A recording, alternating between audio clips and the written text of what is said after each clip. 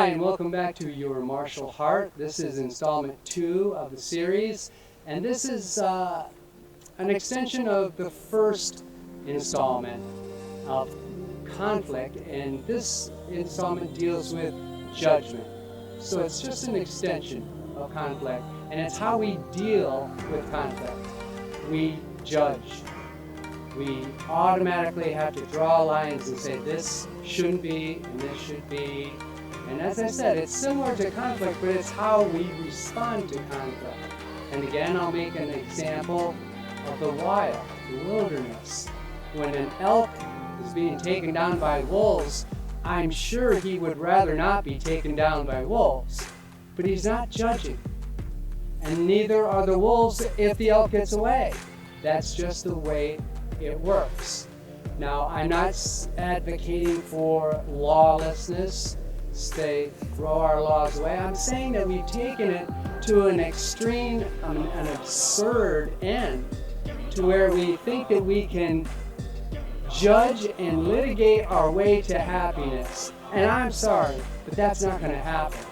It's the way that you handle things that are going to determine the happiness and the meaningfulness of your life.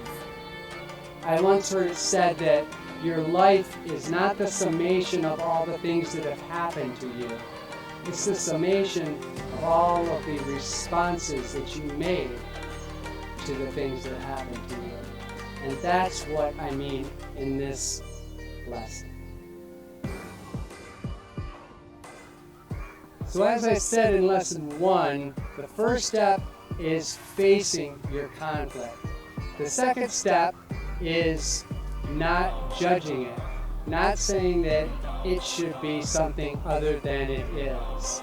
And then there's a couple of reasons why you don't want to do that.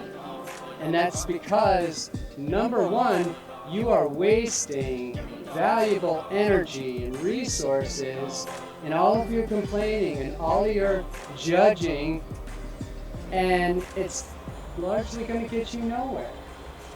But even more so, what you're saying, now I'm going to warn you, this one's a jolt.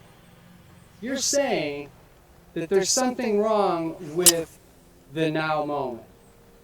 And I'm going to let you in on a secret.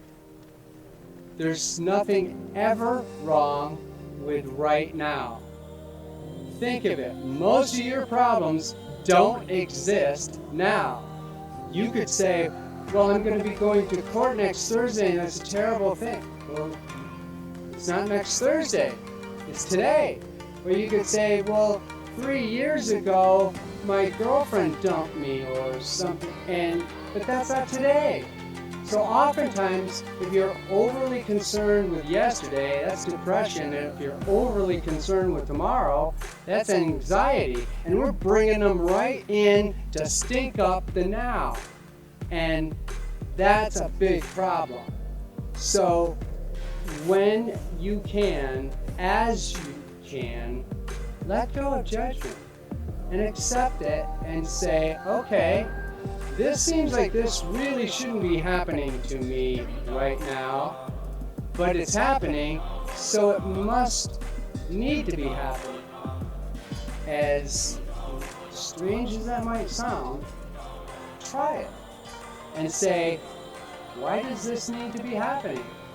And if you give yourself out that little bit of space away from judgment, you will see things that you wouldn't have seen if you were blinded by the judgment and the blame and the condemnation. So again, face your conflicts. Number 2, don't judge them.